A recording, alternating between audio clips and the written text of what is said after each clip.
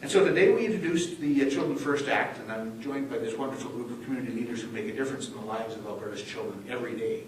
And they're here to demonstrate with us that children really do come first. How we treat our most vulnerable citizens, children, and support their families says a lot about who we are as a province. The Children's First Act is one of our first steps in a full-year agenda to ensure that all Alberta children and their families are supported. So with respect to the bill itself, the Children's First Act is actually a very short piece of legislation. It doesn't look like it when you see the whole book. But the elements of it are essentially a preamble, which sets out the vision and philosophy. And then a call for four things. One is to create a children's charter.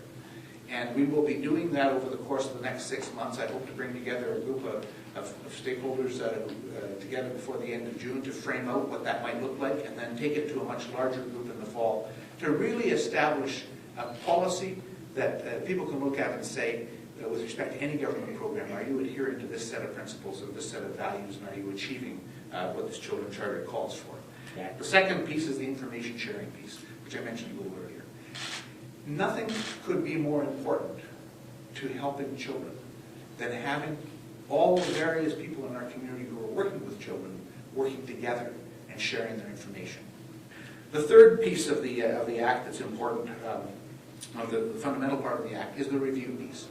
We don't need a piece of legislation to say we need to review our policies and procedures and processes.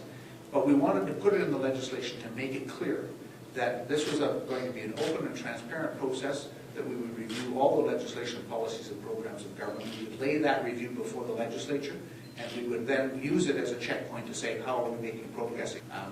And the fact is that in government, we have a considerable wealth of information, of data, but we don't do a very good job of utilizing that data for research and for making sure that we know and understand what that data can tell us.